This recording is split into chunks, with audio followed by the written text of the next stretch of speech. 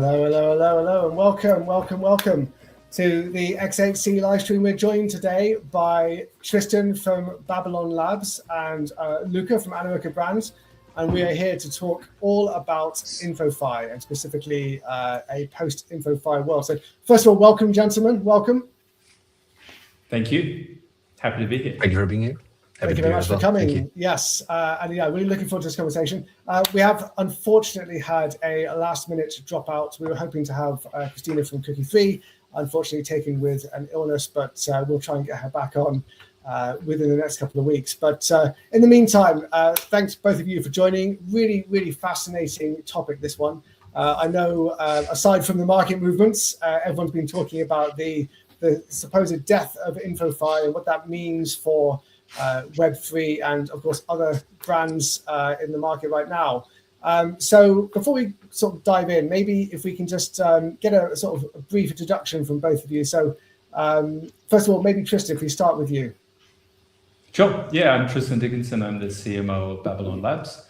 And Babylon is a Bitcoin project whose mission is really to make Bitcoin productive and programmable. Wonderful. And Luca. Great to meet everyone. Great to be here. I'm Luca from Animoca Brands. I'm the ecosystem lead, so I work with a lot of our portfolio companies that we invested in, look for new investments, and help the ecosystem grow across all our 560 portfolio companies at this point in time. So yeah, quite a lot of work on our end. That's incredible. I obviously when I was back at Animoca, Luca, it was I think it was 340 was the number we used to quote. So that's an incredible growth in just a couple of years. Wonderful. Well, look, obviously both of you very well placed to talk about today's topic, which is all about how can brands achieve real attention in a post-InfoFi world. So for context, everybody will have seen, if you haven't seen, then where have you been, that X have publicly announced that they will be purposefully stifling any potential InfoFi related projects, cutting off their access to the API, and also reducing the reach of any posts that are suspected to be InfoFi related, and in one foul swoop, effectively killed off the InfoFi revolution, you might say. It's something that was a huge part of the last, hopefully not the last, but we'll say bull run for crypto. So with that in mind, today we want to talk about what does this mean for brands like obviously Babylon Labs and Animoca, but also from a marketing agency perspective, like how do we move forward? How do we create sustainable growth? And really, how can we use data better? Because of course, the beauty of Web3 is that data is absolutely everywhere, and yet it seems so underutilized in this space. So the question isn't about whether data matters. The question is, how do we use that data to earn attention and actually convert that attention into meaningful results, not just vanity metrics? Before we dive in, just to remind everybody, we do have a giveaway. So if you go to the X8C X page, X8C official, there's a chance to win $50. Oh, that's gone somewhere. You've got, well, a chance to just take part now, and we will be picking the winners during the live show, and you'll have 48 hours to get in touch to claim your prize. So without further ado, let's dive into it. So perhaps I'll start with you, Luca, on this one. In terms of InfoFi, what's actually changed? Okay, so what do we think we're looking at here? Well, I mean, so much has changed. I mean, pretty much, I think everyone, as you said, who has not been living under a rock at this point is very aware what InfoFi is, has been using Cookie, ProtoKOLs, a lot of the different InfoFi tools, obviously Kaito being really the industry leader. And I think especially if it comes to last year or 2024, I think if people would quote two of the killer apps or the killer projects that have launched, I think many would mention probably Hyperliquid, but probably most like Hyperliquid and Kaito. So I think Kaito obviously has really branded InfoFi, coined the term, and it has been a big change since then. I think on a positive side, back then when there was no InfoFi and then InfoFi existed, now InfoFi is gone again or dead more or less, it gave a lot of the small creators opportunities to actually make it in the space and make some money, get some ambassadorships, and actually work full-time in the space, which pretty much back then, all the deals and all the marketing spend and marketing budget has always been flowing to the same individuals, the same big creators, the same big agencies. So I think from that perspective, it has really democratized content and being a content creator, which is amazing. But then at the same time, unfortunately, we obviously are very aware of the botters. People were just AI slopping content. Everyone was just adding the tag of a project and then hoping for some money. So I think InfoFi had really good beginnings, and I think it was a great revolution for marketing in general. But then unfortunately, it attracted, I don't want to say the wrong people, but it was, again, used in a very extractive way, which unfortunately is in some way also a nature of crypto users to a bit of degree. And I think in many ways it just emphasized the negative aspects of crypto, of users in crypto even more for InfoFi. So that was even accelerated. Yeah. Now in this post-InfoFi world, I think it's really more about, we're moving away from like who can shout the loudest, from just talking about a project nonstop and AI slopping it with ChatGPT and other tools, to actually who can prove impact, who can actually deliver metrics, who can actually really bring in KPIs and actually convert to subscriptions, to signups, to a wait list. So I think a lot of stuff is happening, but yeah, I don't want to go too much in depth on this specifically. I'm more than happy to also listen to or hear Tristan's opinion on that specifically. Well, of course. And before we go to Tristan, one really interesting thing you mentioned there, Luke, which I think is underrated, is the economy that was built up around this, which did give some degree of opportunity to, as you say, these smaller voices in the space, and the opportunity for, probably ordinary people to get rewarded for advocacy, right? I think there's amongst all the, as you say, all the AI slop and the negative perceptions that InfoFi brought, I think there is often this tendency to forget that the way it's designed, like with all things in Web3, it's designed with the right methodology in mind, which is just democratization of attention, right? But what it ends up with is people taking advantage of that, and of course then it ends up becoming this warped monster that eventually I think it did become. But that's super interesting. I'm going to take that and actually, Tristan, fling it over to you and maybe just talk a bit more about, obviously, your thoughts on InfoFi, but maybe bearing in mind your audience being very Bitcoin specific, and then being tending to be more perhaps more skeptical of the kind of wider. I mean, I'm not saying that InfoFi is reserved just for altcoins, but realistically, it does tend to be these kind of smaller projects, launching a token or whatever it might be. So, how do you find your audiences might differ to sort of typical InfoFi audience, but also this kind of this economy built around InfoFi? Your thoughts on that as well would be great. To be honest, I think Luca summed it up really well. I think it started with really good intentions and democratizing attention so that more average people can be rewarded, not just, a KOL with a couple 100,000 followers that's got 50 brands looking for them. Mm. And then that you also, I guess from an ideological perspective, what you do try and find as a brand is to reward the many, not the few. So I think that part of InfoFi was quite successful. And then, as Luca mentioned, present to our spaces, if there's a way to game the system and farm rewards, people will find a way to do it. And so then it did turn really much, into a lot of AI slop that provided a lot less value for brands and just higher cost for brands without seeing some of the results. So I think it's sad that it has kind of come to the stage where it did probably create an economy for people, and it was maybe their livelihood, and now that's gone. But I also think it's a good thing that happened in a way to remove some of the slop that it did generate in the end. I do look a little bit at InfoFi, and personally, when I looked at it, the social side of things is good, and yes, as a marketer, you need some reach and frequency, but really what I was looking at was some of the on-chain activity and seeing if that could be measured and what kind of value that brought. When that relates to Bitcoin, well, that's challenging, right? Because most platforms are ERC20 or Ethereum first, maybe Solana, and then when it comes to understanding on-chain activity for Bitcoin, obviously it's difficult. And I think across the board, Bitcoin is just difficult to understand true performance. It is also a very unique audience. It's not an InfoFi based audience, and it's because of the asset. We're all the same, with the asset. It's the largest asset. Yes, it's had a bit of challenges the last couple of days, but what's new in our space? But it is an asset you don't want to do too much with. And so your mindset is, conservativity first. It's really protecting your asset. first before you want to do anything with it. And if you do something with it, you might dip your toe in the water. So I'm not sure that InfoFi was hugely relevant for Bitcoin ecosystem, apart from maybe growing followers and, expanding your social reach.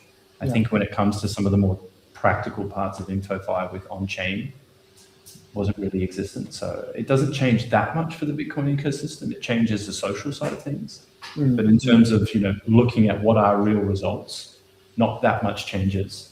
And I'm really interested, to be honest, to see the evolution of InfoFi now in terms of some brands are going to struggle. Some brands will adapt. Some brands will change their model to find another bit of data that is very important, like mindshare, like sentiment that's not just for one channel. Mindshare that's applicable across several channels. Yeah, no, absolutely. I mean, I'm quite keen as well to, as you say, Tristan, there's already, I'm sure you've probably had conversations with various different providers who say that they found the answer to this current predicament. But before we look forward, I'm quite keen to actually look back a little bit. And I suppose, Luca, from an Animoca perspective, you have so many portfolio companies, more than even I knew about, despite having worked there.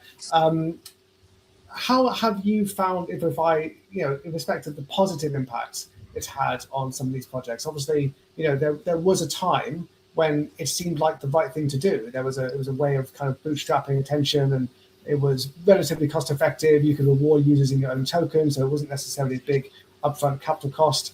It kind of made sense. You were essentially, energizing a community, creating positive noise, doing what any brand would do, which is to try and gain this, let's be honest, attention economy that's so reliant on lots of people talking about you rather than just a few key voices. So it seemed to have all the right ingredients.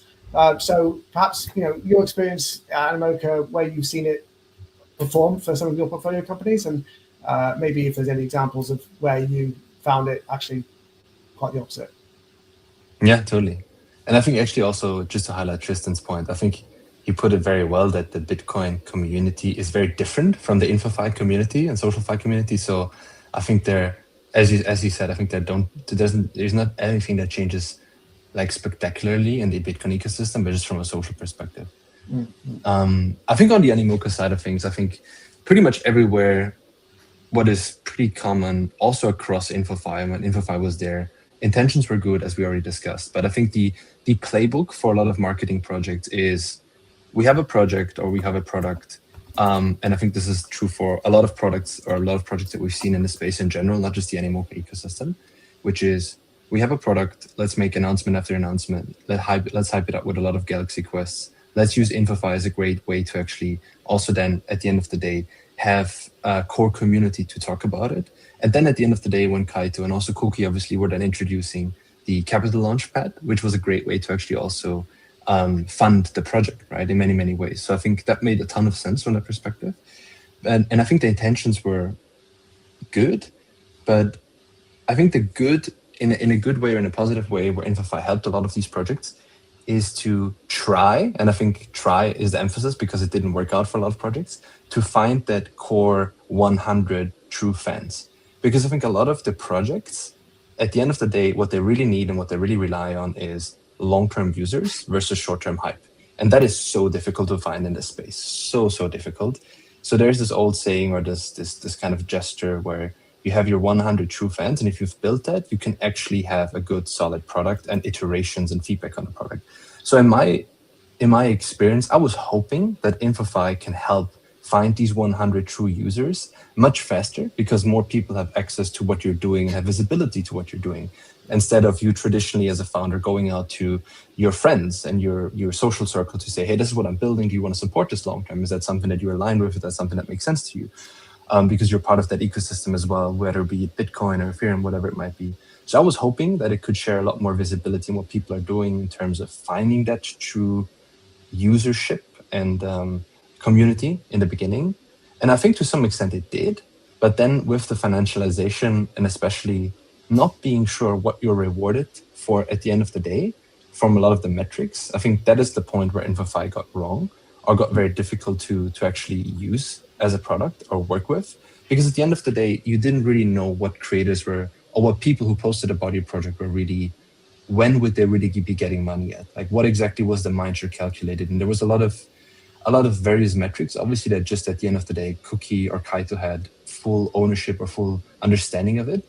And I think I would have loved to see a lot more clarity on how does that score come together? How exactly can a creator be actually attributed to the success of my project versus just talking about it in any way? So I think this is where a lot of the things went wrong. I think where some of the projects, and I think this is more on what distinguishes a lot of the projects or the pitches that we see in our ecosystem, where they do things right, is I think they don't really market first. They actually create a reason for people to talk about, instead of just trying to market the marketing appeal first. Like the saying of, let's market the announcement of the announcement of the announcement. If you have a good product, at the end of the day, it sounds very cliche, but if you have a good product and you give reason, if you give people a good reason to care, that is the base of everything. If you have that, plus you have your 100 true fans and true users that you actually want to cater to, and those help you build that project or give feedback at least, that is the basis for everything. And I don't think that you really need InfoFi for that, to be honest. I think in the post-InfoFi world, it's even better because a lot of the extractors are gone to a certain degree. So it's a lot more work, again, to actually go out and find these 100 true fans. But hopefully it is more lasting and long-term than the previous ways of InfoFi. Yeah. So I think that is those are a couple of things that distinguish the projects that we see or the projects that we work with or the projects that are being pitched to us, where, I mean, we can go into the specific metrics a bit later as well, I think, but these are the things that I think we're looking at in terms of how is this project standing out in terms of the marketing aspect, the actual metrics that matter, and how is this project capturing attention? Is it capturing attention for the right reasons and from the right people instead of just short-term InfoFi participants, basically? Yeah, absolutely. I think it's an interesting one because as we mentioned before, the problem is that you, especially in this industry where there's monetary incentives, it's so, I guess, tempting for certain actors, like bad actors, let's be honest, to exploit that. And that becomes then so extractive that even genuine community members who are looking to earn a few tokens for being advocates for a project, the whole experience gets diluted by those who are extracting value, using multiple different accounts, or probably nowadays, agents and automations and all kinds of coding wizardry as well as kind of mobile phone farms in other countries, just to ensure that they're getting as much of that as possible, and then it makes it worse for everybody, and then you end up with a situation where there is no way of winning as a genuine community member, which seems 100% the way of doing it, And sorry, Chaz, just to chime in there, because I think you raised a point that really struck a nerve, which is something that I've seen day in and day out, especially working with a lot of small creators and big creators, like vice versa. But a lot of the small creators that were really trying to make a living, trying to do proper research reports around projects, and trying to build an ecosystem, trying to build a community, trying to be part of a community, they were complaining at the end of the day, because how should you be motivated if you're actually putting in the work, you're putting hours of research to release one post or one newsletter once a week, but then you have another account who's just AI slopping and adding the name of the project or the handle, and you actually at the end of the day don't know why this guy is getting more points or more mindshare than you are doing, because you're actually putting in the work. So it's so frustrating. And I had this conversation with so many, especially small creators, that they felt this was the opportunity for them to actually make it or do something valuable for a project, but it's very frustrating and demotivating. And the projects actually can do nothing for them, right? It is InfoFi, it is the space in general. Yeah, I mean, it's automated the payout, right? Whoever's done the work gets the reward versus deeply looking at, hold on, who is actually contributing versus who's figured out how to API GPT slop and then, productionize it. It's interesting what you say, Luca, in terms of if you have a good product, people will come. I think that's kind of one of the things that I took out. A marketer will turn around like myself and say, well, you've also got to market it. Right? But is that really, really true? Or is Hyperliquid to an extent a bit of a case in point example of this, where it marketed itself to an extent because it was a platform that had more markets, a lot more availability, deep liquidity, but a very good trading experience. And it is a very good trading experience on Hyperliquid. And how many people do they have? 11, maybe now 14 or 15.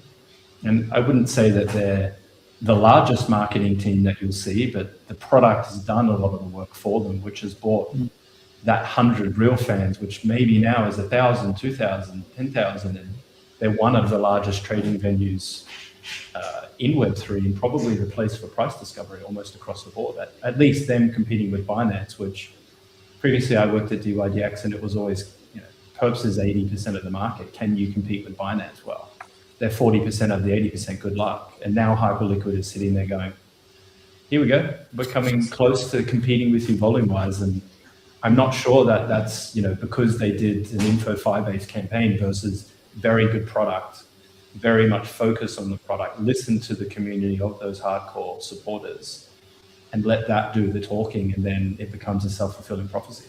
Yes, some smart tokenomics as well, don't get me wrong about that, but interesting that you mentioned that. It is something that I believe in, but as a marketer, I'm trying to say, you got to market this thing. But at the end of the day, you can market anything you want. If the product's bad, no one's going to take an action. I think marketing can only take you so far, in especially in this world. Yeah, and actually, I'm gonna go slightly off script here, guys, because that's really made me think about the importance of product alongside this kind of user incentive model to try and create. So, Luca, you focus on this on 100 true fans, and just as you said there, it's like you have to make sure that if your product isn't good enough, then ultimately no amount of InfoFi is going to help that. But where have you seen, and I suppose you've kind of alluded to this already though, Tristan, but it'd be good to expand a bit more on these thoughts, is, how can product be utilized in a way to try and perhaps replace what InfoFi has done right now? So in other words, whereas before it's a case of, hey, talk about us, mention these keywords, use this hashtag, and you get rewarded, is it time to focus back onto kind of what you originally all here for in Web3, which is that, the community as the product? And is there perhaps some learnings we can take from examples like Hyperliquid? I think it's an easy and a hard answer. I think the easy part is product should always be a focus. Web3 innately is quite difficult to interact with. We're Web3 natives, we kind of know how to enter and move around the ecosystem and turn assets and do loop staking and all these different kind of strategies. But the average person, it's quite complex for them. Yeah. So as an industry, we need to really focus on make the experience seamless. That's what Web2 has done really well, and hence the adoption of so many different verticals within Web2, because you have Google single sign-on and you don't have to memorize passwords, and it makes it very easy for people to interact. So I think the easy part is product should always be first and think about the product journey. I think the hard part is we're probably not really necessarily product marketers. Web3 is a little bit like fintech in a way, depending on the different verticals within Web3. Maybe exchanges are a bit more like fintechs, but it's really about looking from a product marketing point of view, analyzing, is this experience good? Am I talking to the right people? Luca mentioned it as well as, how do you find those loyal fans? I think that's a very hard part. Yeah. You can't just, InfoFi probably maybe there's 1,000 slop and then 1 or 2 good fans, and that's very valuable. Because the advantage of Web3 versus Web2 is you have walking market research. You've got product review, you've got people that care about you and care about you enough that they're on your socials constantly and they provide you feedback. And so I think as an industry, we really need to look at the end-to-end journey. We need to understand that it is complex, and the more that we simplify, not just for ourselves, but in general, the better it will become. And then the hard thing is to find those true fans without the InfoFi kind of focus. And is that events? Is that from co-marketing with different brands? Is that from a variety of different initiatives? I mean, the answer is always the same. To an extent, marketing is a little bit like throwing spaghetti on a wall and seeing what sticks, but ensuring that you have this data and end-to-end tracking capability so that you're not just throwing spaghetti mindlessly, you're throwing it with purpose. And then eventually one channel combined with another, combined with several others, will help you find these people. And then those people become very valuable to your brand. And then they do the word of mouth marketing for you, because it's less about, hey, I like this brand. It's more about this experience is really good. In the example of Babylon, in the future, what we'd like to see is, I borrowed against my native Bitcoin, and it was 2 clicks. It was really easy to do. I can do it on Aave, I can do it on Babylon, but I didn't have to go through a bunch of different loops. It was just, I had a need, I wanted to fulfill that need, and it was a very smooth process. Word of mouth marketing is the hardest thing to do and the most effective by far. We all know that, irrespective of industry, Web 2, Web 3. But that's the really hard part to solve. But if you just say product is number one, experience is the most important, I think you've got a chance. Yeah. And actually, sticking with you, Tristan, as well, because I'm really keen to move the conversation now onto the data aspect, and you mentioned there clearly, the importance of having the right data and understanding, what part of the spaghetti actually sticks. How are Babylon approaching this? So, we have endless amounts of data points now, but we're looking now to solve the challenge of, effective, I suppose, organic, meaningful community engagement and growth and advocacy, leading to clearly, specific commercial objectives, of course. But how are you approaching this challenge? What's your I suppose your data playbook? Honestly, I rip off a little bit of Web 2's data playbook. So Web 2 is quite evolved and mature in the sense where having end-to-end tracking is not something that's abstract, it's standard. So being able to know activity you run and whether it drives some form of benefit or not. Offline is more challenging, of course, than online. But stuff like data layers, stuff like data-driven attribution, stuff like end-to-end tracking, stuff like post-impression versus post-click, cookie-based windows, it's pretty stock standard for Web 2, but Web 2 does rely a lot on cookies. And the challenge you have with Web 3 is translating that into, well, there's a cookie and there's a chain address and they don't really match each other. And that's a challenge, right? So I think you can use the fundamentals of track where you can, utilize a data layer, whether it's for Google Tag Manager or other areas. If you have, a conversion point on your website or in your control, then Google Tag Manager is really powerful. Utilize a consistent tracking taxonomy, whether that's, UTM tracking with Google Analytics or other potential platforms. Then you've got some kind of trackability of, well, I spent this budget. Based on this result, I'm able to extract this drug benefit. Then you run into challenges. UTM sounds great, but it's post-click environment. And if you think about our behaviors, we are swamped with advertising, a couple hundred advertising points per day. Very rarely do we click versus we might see something. And if we're annoyed enough by it, we see it 8 or 9 times, then we might go to Google and type it in, right? So Web 2 is mature where they have post-tracking, post-impression tracking. You can say, well, actually, Chaz, he didn't click, but it was this YouTube activity that at 8 exposures equaled, a type into Google, and then that turned into a conversion. So YouTube needs to get some of the, validity of that sale versus just this post-click UTM world, which is only came through organic search. So that's a bit of a challenge. That's something to try and solve. And then also trying to find platforms and channels where you can be quite hyper-targeted. Yeah. If you just go to Google and you target finance, well, it's pretty broad targeting, which is not very Web3, but that's stock standard for the majority of advertising platforms. On X, you do lookalikes and then you overlay this with, maybe some hashtags or whatever it may be. That sounds good. But trying to find platforms that are able to match, users with wallets and then target, in our example, can we target, WBTC or BTC users that have used, different platforms like Aave or Morpho, or have they done different behaviors, and then can we target these people?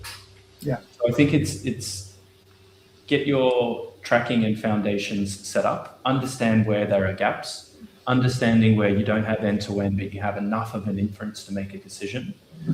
And then as the space evolves, better targeting towards Web3 users will start to become easier and easier, and really navigate and spend budget on those platforms to know that we're targeting Tristan, Chaz, and Luca versus Tristan, Chaz, and Luca's mum, or mums or dads who may or may not believe in crypto, but they get served, ads. So I think that's really how we approach it from a Babylon perspective, but also recognizing the industry will mature and evolve over time. And on that, Luca, clearly, you spend your day analyzing and trying to understand potential portfolio projects, current portfolio projects. How do you approach a project when it comes to their understanding of for example, as Tristan was talking about, right, their marketing journey, the way they structure their funnel, the way that they approach data. Can you tell when a project hasn't really got a sense of how they should adequately target users, or looking at using data in an effective way to kind of create this growth that now InfoFi, there's clearly this huge void where InfoFi is left, and now we need to fill that with meaningful data-driven campaigns. Are you able to ascertain how much a project has this covered, basically? Yeah, definitely. And I think Tristan brought up a lot of great points that are pretty common in Web 2, but you can't really replicate them in Web 3 the same way. And that could just complicates things by a ton. But there's definitely a few things that, from the investor perspective, that we at Animoca Brands look to and definitely do a lot of due diligence on, especially when it comes to the data points from a marketing side of things. I think the most important things are really, can a project turn actually behavior into repeated action and not just action once? Because if it's just once, then it's just relying on hype and short-term factors. But can they actually repeat that action, what they actually want to do? And I think one of the most important things to mention for a lot of campaigns and a lot of projects is most of the times they actually don't have a specific product or any conversion to even lead to. A lot of the marketing spent today on KOLs, on creators, on agencies is spent on impressions, and that's the KPI, and just attention on a timeline, right? But how do you measure that? InfoFi. But again, attention, how does attention convert at the end of the day?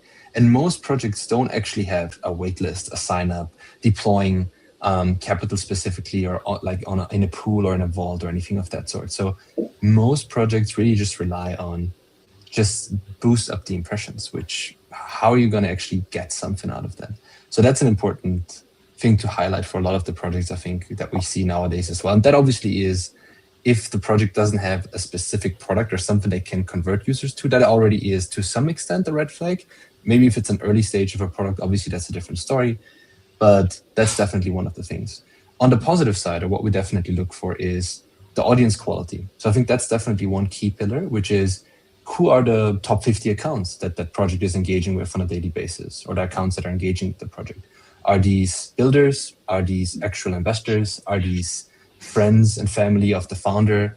Are these giveaway hunters? Are these farmers? So I think that's easy to distinguish by just doing a bit of due diligence with projects. So the audience quality. The other thing is, or the second thing of that would be the engagement integrity. So, and I think that's something that was really coined as well by Cookie as well with the smart followers. I think that's how they call it, yes, I think smart followers is the way of calling it, which is basically, who are the people that are interacting with you? Where is the engagement coming from? Are these people that are well respected? Are these founders in the space? Are these builders? The ratio of meaningful replies versus just GM in your replies. I think the engagement integrity is quite important. From who is it coming Yes. from? Which users? And then also I think the third point, which would be the conversion to a product, which we already discussed. If you don't have that, it's very difficult, because you're spending a lot of marketing budget. You're throwing a lot of spaghetti on something that there's no positive outcome in general, because there's no conversion. So I think that's one of the biggest things. And then also retention. Do people come back? Do they do that behavior repeatedly? Especially if you stop paying. I think that's one of the core things we look at.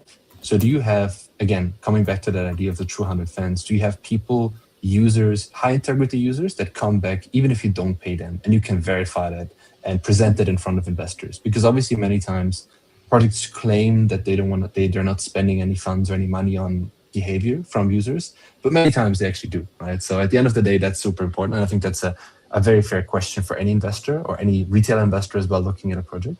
And I think then the last thing, the fifth thing on the data side of marketing, which I think is very important to us, is, and I think that's pretty much in a way the holy grail, is there actual UGC happening without people being paid? Do you have users, for example, in Babylon's case, do you have users writing research report on Babylon on how their yield is performing? Do you have people actually going out and writing tutorials or creating videos around all of that without being paid or incentivized, because they just love the product so much, and they actually go out their own way to actually use that word of mouth, as Tristan was saying, to help onboard their friends? that is the ultimate KPI in my mind. So if these 5 things can be evaluated, that is and being positive, that is definitely something that I think would be a positive in terms of looking at a project, evaluating a project in terms of the data on the marketing side of things. Mm-hmm. Yeah, no, that's I mean, really, really good takes, actually. One of the things that I want to maybe drill in a bit more into there is around this incentivization, right? Because I suppose, with a lot of the way that Web3 approaches community growth, etc., the incentives are quite transparent, right? It's if you complete this action, you will get, if not a guaranteed something, it will be potential something, and that transparency brings with it opportunity, but also I suppose in some ways it means that you have a situation, especially Luca, when you don't know how organic a project's growth has been, because obviously it's a case of just incentivizing people to complete certain actions. And I wonder if when we think about a post-InfoFi world, there will still, and I imagine there will always be, especially in our industry, some form of incentivized engagement. That's, let's be honest, that's what the token economy has been built around, this idea of kind of this mutual value loop, right? This ecosystem built up around the symbiosis between project and community. But how do we move forward in respect of, we want specific outcomes, specific deliverables, deliverables in respect of our commercial objectives, but outcomes in respect of the audience, what we want them to actually perform, what we want them to do for us, and we have incentives tied to that. How do we think about that? Okay, how do we start to work that into our strategy? So perhaps I do want to look into Luca, how you would look at that from a portfolio perspective. But actually, Tristan, if we start with you, thinking about Babylon and how you're going to be approaching, going forward without using InfoFi or anything like that, what would be your strategy, right? Aligning incentives to outcomes, bearing in mind, of course, how transparent it can be, and how does that impact your thinking? It's a good question. I think one of the challenges with InfoFi is distribution. You lose a pretty large distribution network. I think you do have to be honest, and towards the end, you need to see InfoFi for what it was. If that's your only form of distribution, you're gonna probably not attract the right people. So it is a challenge. I mean, it is part and parcel in our space to pay. It's pay to play. Yeah. But I think you also need to be honest about that and start to wean yourself and the community to an extent off this kind of drug. If you're paying for people to take actions, then you're not really a true fan or one of these, as Luca coined it, 100 real fans. And so I think from that point of view, it's definitely something that we look at as a bit of a challenge for distribution, but then you just need to be a little bit smarter and a little bit more detail oriented about your approach. So from our perspective, it very much looks at, from an end-to-end tracking point of view, can we track this? What does success look like? Let's forecast results before we run any initiative. Not so much, let's spend 50K more. What kind of result do we expect to achieve? Is that result, achievable in terms of CPM or different conversion metrics? Can we end-to-end track this? Can we track it fairly? In that example of post-impression, if that's 99.96%, which, average click-through rate on display is 0.04%. If you just track the 0.04, you're not really doing it justice. So can we track? Can we end-to-end track? What's the forecast for results? If we're clear on all of these different elements, then it is still a little bit of trial by initiative. Scale anything that works. And then if you do find channels that are successful for certain products or maybe certain initiatives, then you fall back onto these channels first. But you really need to have a consistent pipeline of different initiatives to trial. And that means you're quite busy from a marketing point of view, where you're talking to a lot of different people and you're trying to find the new meta, the new crypto Twitter of 2016, InfoFi within the first couple of months. And that maybe then you gravitate towards maybe CMC community as an example has had a boost, because where are these people going to go? Well, they're going to navigate to another community. So as long as you have that foundation where it's, can I track this? What's the forecast? Do I think this will get good results? Then you run initiatives and then you constantly stay busy to try and find the new meta or different channels. Once you see it and you can report on it and think more like a CFO, not like a CMO, then you can scale it. But InfoFi definitely does leave a bit of a distribution gap. But again, if we're honest with ourselves, the distribution quality was pretty much lacking at the end. Yeah. Versus, other channels. Events are not easy to track, but you can have real conversations with them. And I think that's quite valuable. What, in terms of the weighting of incentives, Tristan, because I find this quite fascinating. One of the things that I suppose we all love about Web3 is there's this feeling that anything can happen. If I engage early on a project, I may end up. I mean, I personally have had projects where I was an early community member and I've had 5-figure airdrops from it, and it's just you don't get that anywhere else. But I suppose that world, I feel we've moved on from now, and especially with mature businesses like Babylon, I'm imagining. So how are you thinking in regards to the weighting of incentivization, right? So, or the weighting of incentive based on, because obviously there are some outcomes, clearly like use of the product, that are going to be more valuable to you than likes and vanity metrics, etc. How are you thinking about the alignment of incentive with outcome, and what does that incentive look like as well? I mean, I assume it isn't always just going to be, based on monetary. That there might be other ways of approaching this incentives model, because I do feel that that's going to be something that brands are going to be tackling over the next year or so. Yeah. It's a very good question, to be honest, Chad. So I think there's probably two forms of incentive. You do need to incentivize to an extent for actions, and those actions can be a form of social amplification or a form of not that valuable metrics, but you do have to give some reason for people to do something. But the weighting of that is a lot smaller. So if you have 100%, if you have $100 as an example, it might be $10 for social amplification or related kind of incentives.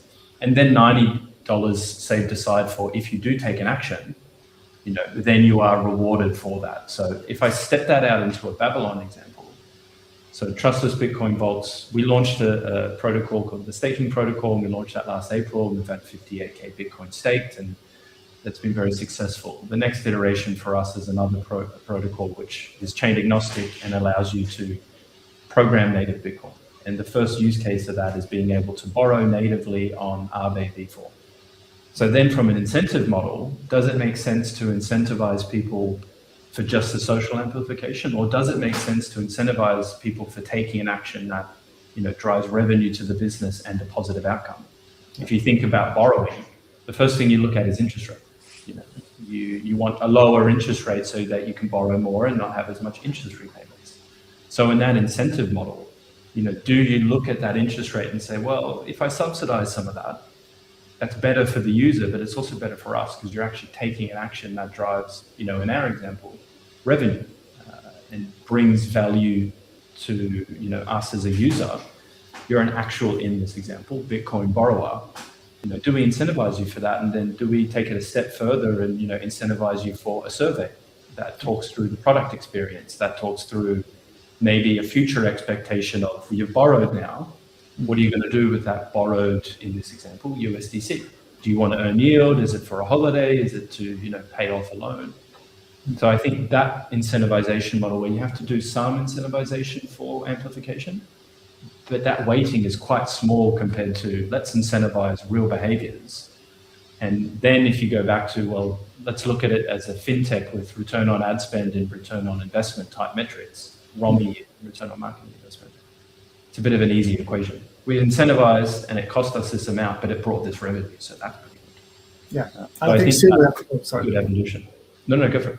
Well, I was going to say, I assume we're going to have to start thinking more along the lines of Web2 businesses, whereby is it actually more cost effective to be focusing incentives around, loyalty rather than acquisition, right? So actually your cost of acquisition could be in the many hundreds of dollars, but actually, just encouraging your current user base to deposit more Bitcoin, for example, much more cost effective, and therefore you might weight your incentives that way. And that's kind of what Luca mentioned as well from a retention point of view, repeat business. That's difficult to do, but not necessarily the holy grail, but really, really valuable. So one last thing that I'll mention is, can you work and add loyalty into your program as well? So that, Tristan, Luca, and Chaz, well, Tristan, is borrowing frequently or reborrowing. Chaz has done it once and Luca's done it twice. So, should I then receive a larger benefit because I've shown these behaviors? And so I see this marriage between the loyalty program, right incentivization, plus a little bit of social amplification, probably being the new I guess, platform or the new approach that people may take, but it takes time. And to Luca's point, you have to have a product, I guess, in that sense to really do that. Absolutely. We have about 10 minutes to go, so I think it's probably a good time to look at the future of attention and how this all, or should I say, where this all should be going.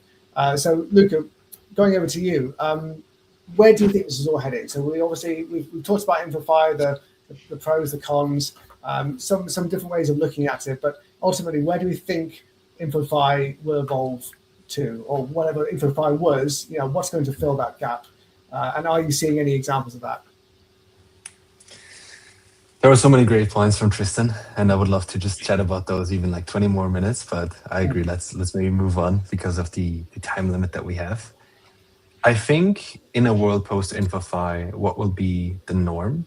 I feel like InfoFi, to a certain degree, as we all concluded and emphasized, it was a positive, or it had positive and good intentions, but it feels like the evolution of crypto and Web3, and then there was a sidetrack, which was InfoFi. So we got lost on that sidetrack, and now we're going back to the actual track of crypto, because things are moving in the right direction, however you want to call it, right direction, but in terms of adoption, institutionalization, and the players just have completely changed, right? And I think also, just briefly on the point that you both mentioned, Chess and Tristan, the days of receiving a 5-figure airdrop are pretty much gone, right? Like people expect that they just post about a project once, they put $100 into that wallet and they will receive 5-figure airdrop like back in the days.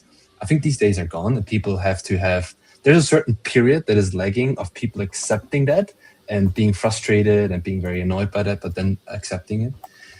So there has to be other ways of weighing of how do you actually incentivize users.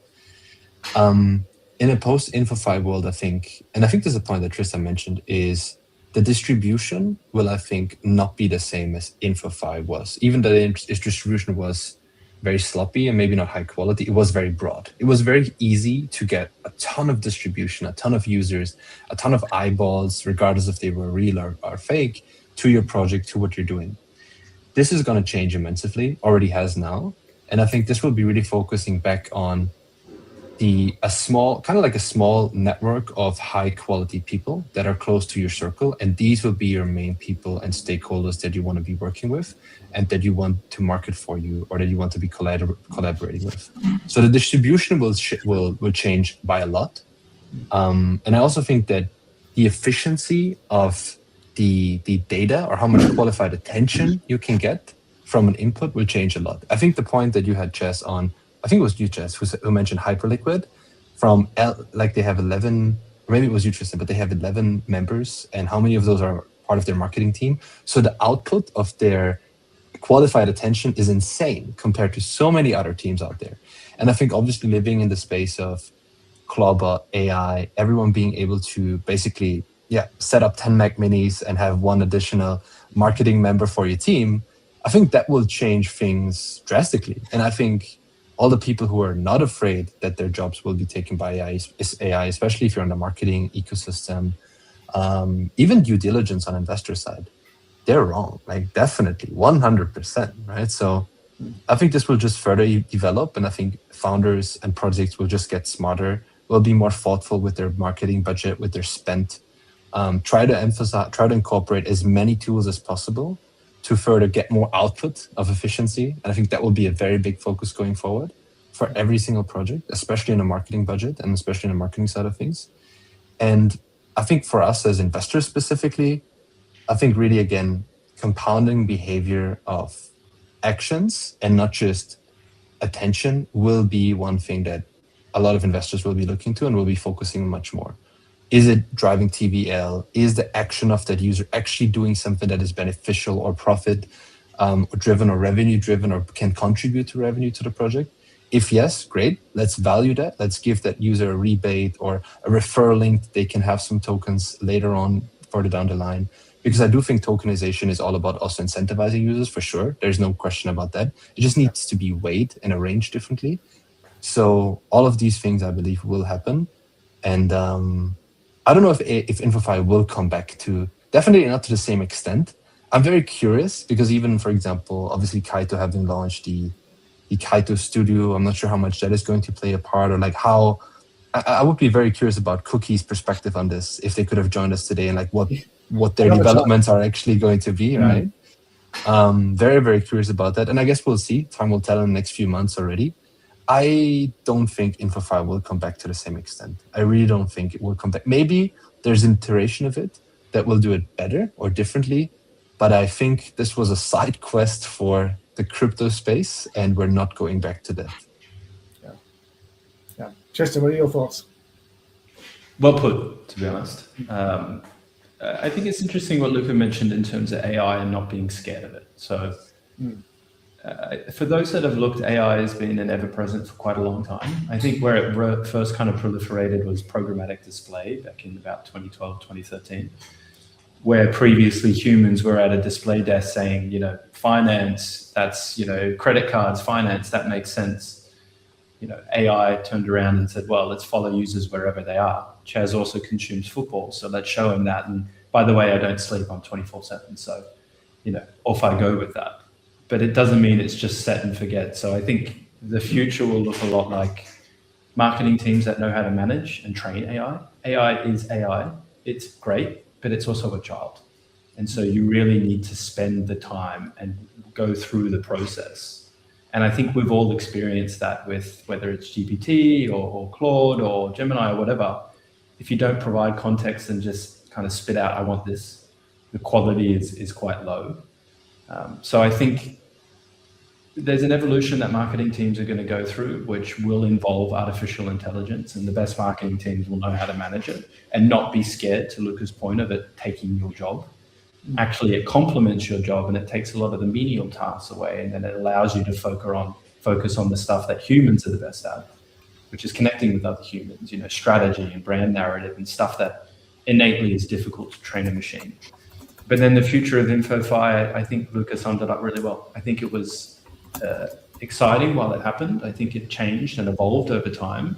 I think it's sad in terms of that kind of democratized access to rewards, where you don't have to be a large KOL to get rewards. And actually brands started to look and say, hold on, smart followers are more important than just followers.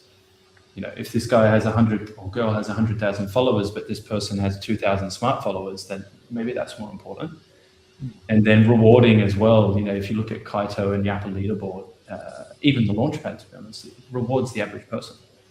And I think that's really good for communities as well. So remains to be seen if InfoFi adapts. I think there's a lot of benefit that it can bring.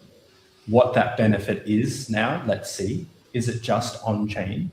And on-chain without being farmed? You can still farm on-chain almost just as easily as socials. I guess it's easier to create 8 X accounts than, you know, 8 wallets, but not that much easier. And let's see who the players are and how that evolution and what metrics do really matter. Looking at Kaito as well, the smart followers and then the analysis of copy pasta, you know, that was really done. Anyone can slop AI, but is it your unique thoughts? So I think marketing in generality terms, AI will improve it. How AI can be utilized, particularly with like Moltbot or Claudebot, you know, can it be that extra hand for you that if you program it well and you're careful with security, it can go and find these 100 real peoples, because it's always online. You know, us, you know, we're 9 to 5, and maybe in crypto it's 9 to 8, and it's, you know, 6 days versus 5 days, right? But, you know, AI is 24/7. Does that mean it's got enough touch points to find these real people, to then have the authority to reward these people based on their behaviors, so that theoretically in the morning or at nighttime, you're pinged with an update to say, you know, Luca is a real fan, he's done these actions, and therefore, you know, you should have a conversation with this person. So whether that's InfoFi or AI or a combination, I think remains to be seen. But I couldn't echo Luca's point more in terms of it was a bit of a divergence, a bit of a potential flash in the pan. Great intentions, a little bit bastardized, as things are in our space. You know, what you mentioned, Chaz, in terms of, you know, that 1000x improvement. I don't know how many tokens there are now. I think 25 million or more, you know, a couple million a day. I think that's probably gone. But the brands that will remain are the brands that have business fundamentals, and, you know, the community, the ones that are really loyal. Hopefully they shine and they come to the forefront. but it is a challenge without this InfoFi kind of world to try and find those people, those true people. Yeah, and actually, you funny enough, Tristan, took the words out of my mouth when it came to the potential use of AI in this, especially with, as you say, Moltbots or Clawbots, whatever you prefer to call it, the ability for autonomous agents to potentially go out there and actually track really meaningful engagements, and they know you're human. They've got the ability to research and understand how impactful your actions have been, and maybe that's the future of InfoFi is actually more about value-fi, if you will. It's actually can you identify where your community is adding value, focus on the ones that are adding the most value, and doing it in the right way, obviously based on your input. So what do you find most meaningful, and what actions are most authentic, and being able to then associate value and offer value in forms of incentives to these people. I think, frankly, that's where the world needs to move. And I think that's where marketing teams can make best use of, one of the ways in which marketing teams can make best use of AI, certainly not just using it for things like content, but using it for identification of those 100 true fans, and really making use of that data. But absolutely fascinating, guys. Incredible discussion. We are actually on time. I say on time, we're over time. And I will just very quickly, I know I mentioned at the start, we had a competition on to win $50 US. And just to announce the winners, we have Shella, Sesamix, and Yasmin. So congratulations to all three of you. Please get in touch with us on X if you go to XHC Official, and you will be given your prize if you contact us within 48 hours of this live stream. And it just leaves me to say thank you so much to you both. Maybe just some closing statements from you both, maybe starting with you, Tristan. Thank you. I really enjoyed this, and lovely to have a conversation with you guys, and I'd be very keen to do this again. It'd be remiss if I didn't say follow Babylon on X, so Babylon Labs _IO. We are building, programmable native Bitcoin, and I do think giving Bitcoiners choice is really important in this space. So if you want to wrap it, if you want a custodian, if you want to keep it native, being able to provide choice is really important. So we've done well with the staking protocol. We're very excited about the new launch of the protocol. But also come and engage with us. If you can be one of the 100 loyal fans, that's fantastic. But again, thank you very much. It was a great conversation, Luca and Chaz, and very happy to join again. Brilliant. And Luca. Amazing. Yeah. Thanks so much for everyone also in the audience being here, tuning in. You could be pretty much doing anything, watching TV, spending time with your loved ones, but you're here watching the show and listening to us talk, which is amazing. So really appreciate your time. And I think also in the world of AI and AI agents, it's super important that people still come together, have these in-depth conversations, sharing different viewpoints from different experiences. So thanks for putting together this show, Chess, and it was a pleasure to be here.